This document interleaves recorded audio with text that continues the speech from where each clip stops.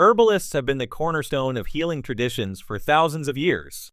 Long before the advent of modern medicine, they played a crucial role in maintaining the health of communities, using the gifts of nature to treat illnesses and injuries.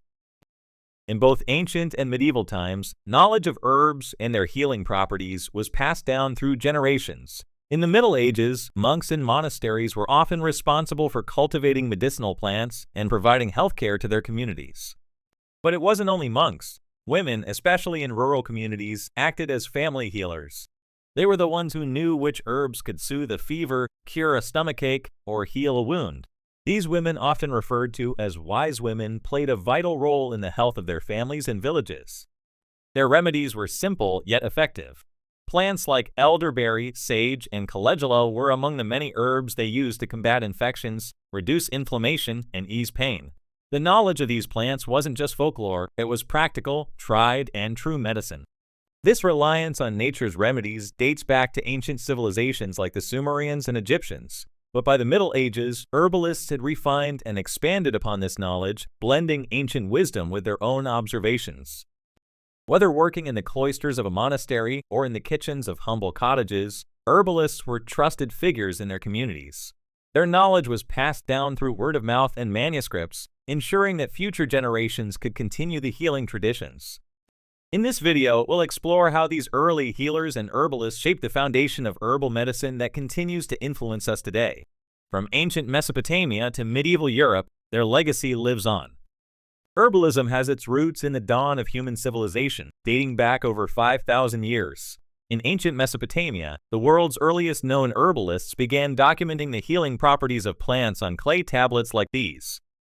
The Sumerians, who flourished in the region that is modern-day Iraq, created some of the first recorded medical texts, listing hundreds of medicinal plants. These ancient herbalists understood that nature offered cures for many ailments, and they meticulously documented remedies for everything from wounds to fevers. Around the same time, across the deserts of Egypt, herbalism became an essential part of one of the world's most advanced medical systems. The Egyptians produced the famous papyrus ebers, a 20-meter-long scroll containing over 850 plant-based remedies. The papyrus ebers is one of the oldest surviving medical documents, offering insights into how ancient Egyptians used herbs to treat ailments like stomach pains, burns, and even heart conditions. Plants like garlic, aloe vera, and castor oil were regularly employed in their treatments. Egyptian healers relied on plants both for everyday health and for more complex treatments. Garlic, for example, was used to boost immunity, while aloe was considered essential for healing skin wounds and burns. Their understanding of herbal medicine was both practical and spiritual. Herbs weren't just used locally, they were traded extensively across regions. Frankincense and myrrh, prized for their medicinal and aromatic properties, were transported along trade routes from the Arabian Peninsula to Egypt and even beyond.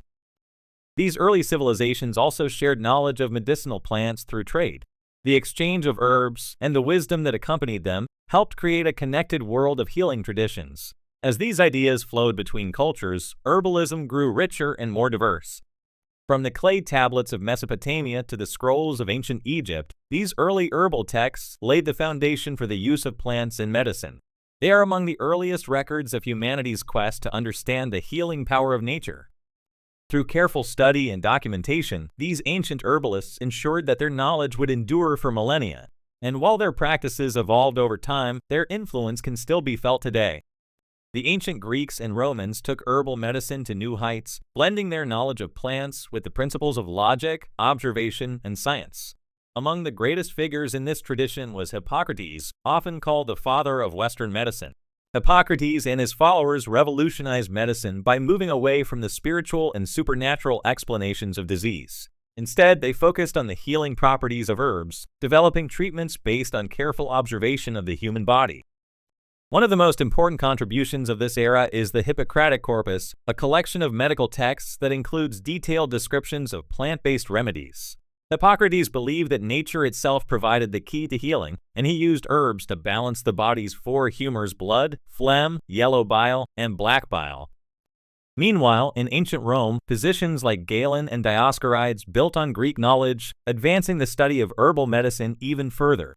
Galen, a Roman physician and surgeon, integrated herbal treatments into his medical practice, emphasizing the importance of diet, exercise, and natural remedies in maintaining health. Perhaps the most influential figure in Roman herbalism was Dioscorides, whose work De Materia Medica became the cornerstone of herbal knowledge in Europe for over 1,500 years. Dioscorides traveled extensively across the Roman Empire, documenting hundreds of medicinal plants, including many that were new to Western medicine. Written around 50 C, De Materia Medica described over 600 plants, their uses, and their healing properties. From familiar herbs like thyme and rosemary to exotic imports like frankincense and cinnamon, Dioscorides cataloged remedies for virtually every ailment. Roman herbalists relied on these texts as guides, using herbs to create medicines for digestion, wounds, respiratory conditions, and more. Some treatments, like the use of honey and vinegar as antiseptics, are still in use today. Thanks to the vast Roman trade network, herbs from distant lands were introduced to Europe, enriching the Roman pharmacopoeia. Plants like ginger, saffron, and cardamom became vital parts of Roman herbal medicine, helping to treat both common and rare diseases. By blending Greek theories of health with the vast botanical resources of the Roman Empire, these ancient physicians created a system of herbal medicine that would shape the future of healthcare in Europe for centuries to come. The legacy of ancient Greece and Rome lives on not only in modern medical practices, but also in the continued use of many of the same herbs for healing. From Hippocrates' rational approach to health to Dioscorides' encyclopedic knowledge of plants, the contributions of these ancient herbalists laid the groundwork for the herbal medicine we know today. In the Middle Ages, herbal medicine remained a crucial part of healthcare. Monks in monasteries, women in villages, and local healers all played significant roles in preserving and practicing the healing arts. Within the walls of medieval monasteries, monks were among the most knowledgeable practitioners of herbal medicine. They were responsible for cultivating medicinal plants in herb gardens and for creating remedies used to treat the sick. These monks relied on ancient texts, particularly those of Dioscorides and Galen, to guide their understanding of plants and their healing properties. These gardens were more than just a source of remedies. They were centers of learning where monks experimented with new treatments and passed down herbal knowledge from one generation to the next. But monasteries weren't the only places where herbal medicine flourished.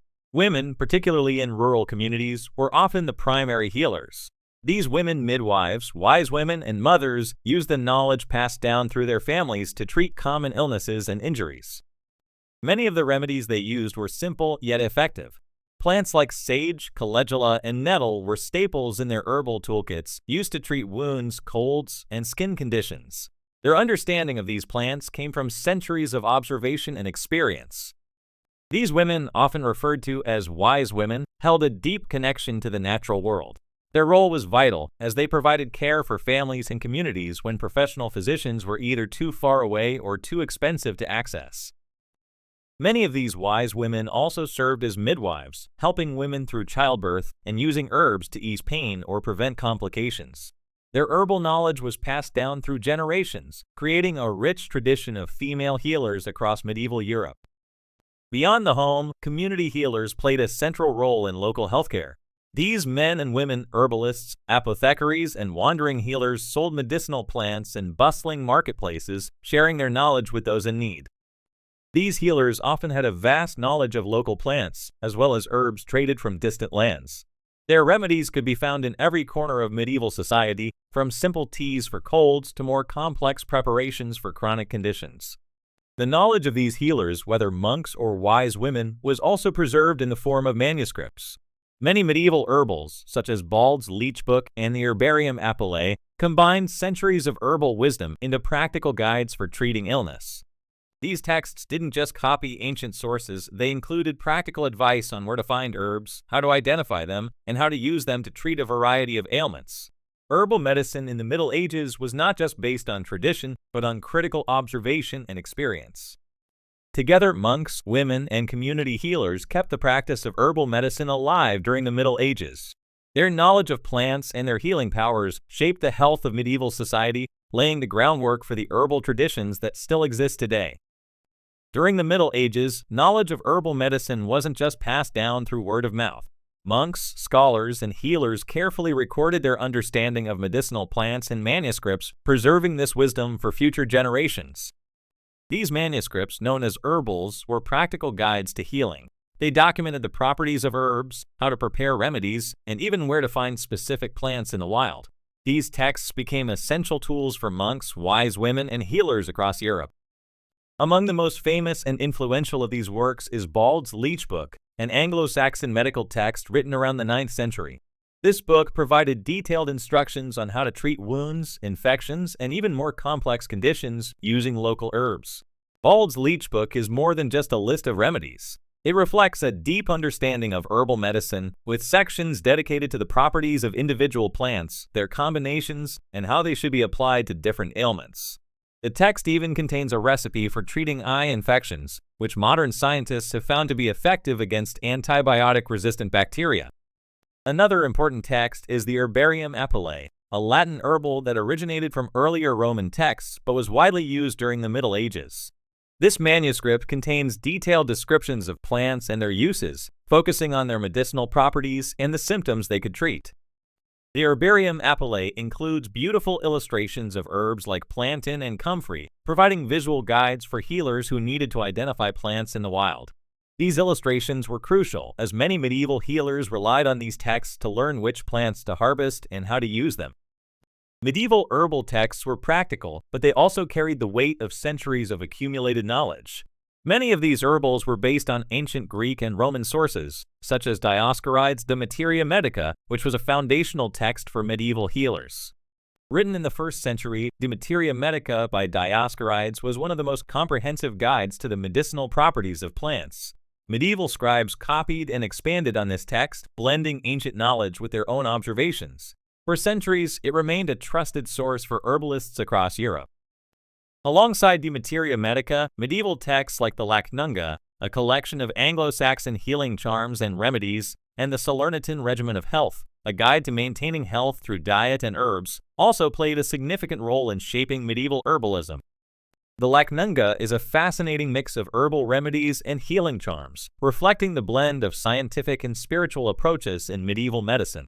Some treatments were practical using herbs like garlic or wormwood, while others involved prayers and incantations to drive away illness. These manuscripts didn't just stay in the monasteries. They were copied, translated, and distributed across Europe, ensuring that knowledge of herbal medicine was accessible to healers in villages, cities, and royal courts alike. For medieval healers, these herbals were more than just books. They were lifelines containing the accumulated wisdom of generations, ready to be put into practice. Through these texts, the knowledge of ancient Greece, Rome, and the Middle East was passed down to new generations of herbalists. Today, these medieval herbals remind us of a time when the healing power of plants was central to medicine. Their legacy lives on, not just in modern herbal practices, but in the ongoing study of nature's ability to heal. Because the topic is very detailed, it is the end of the first part. Thank you for watching. Do not forget to subscribe. See you soon.